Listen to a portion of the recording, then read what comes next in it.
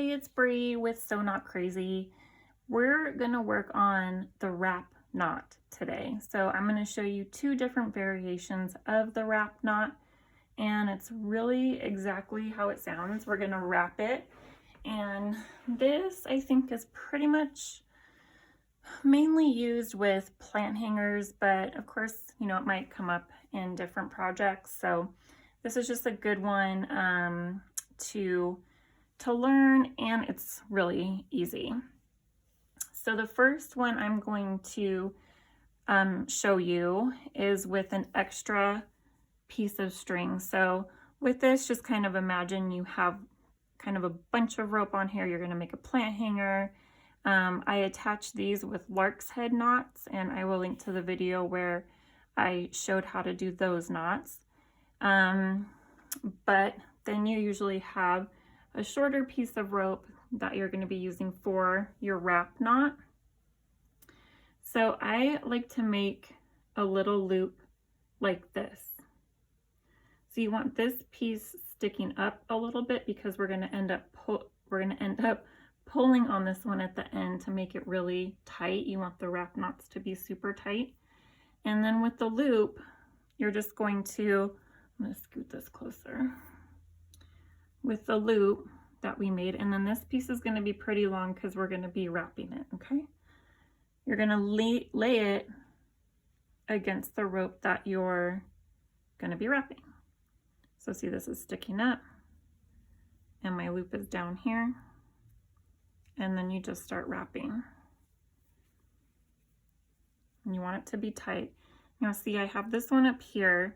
I like to kind of go under and just keep going down, pulling it tight. The amount that you're going to do is different for every project.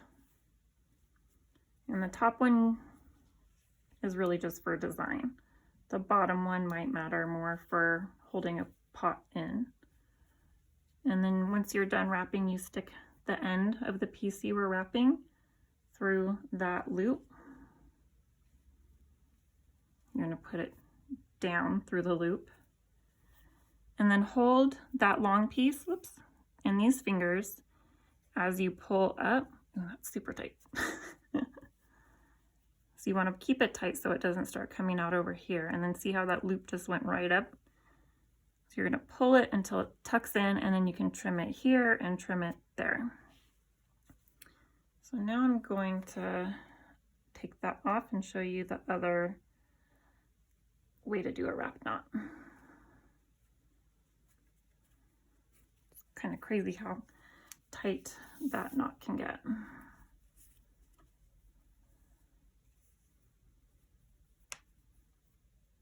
How's my elbow popping?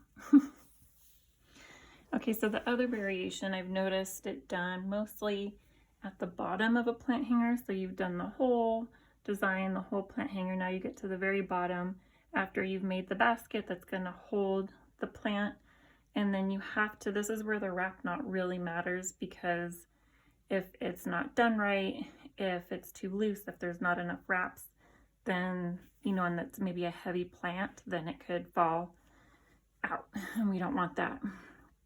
So usually at the bottom of a plant hanger, you're going to have one or two pieces of rope that are much longer than the rest, so use one of those. And so you're gonna get your long piece of rope, and you're just gonna start wrapping. Now with this one, I kind of put the first one a little bit lower, and then I wrap starting above it to kind of cover it up. And that's just kind of a personal preference, not really necessary. And then again, you're just wrapping down. Now with this one, I usually tend to do like 8 to 10 wraps. Again, it's at the bottom of the plant hanger. We just want it to be secure. And then once you get to the bottom, leave the last loop kind of open, and again, stick the piece that you were wrapping down through that loop and pull it super tight. And then that's it. You can either trim it, or you can leave it, let it kind of combine in with the rest of the ropes that you have hanging there. But that is it. That's the 2 ways to do a wrap knot.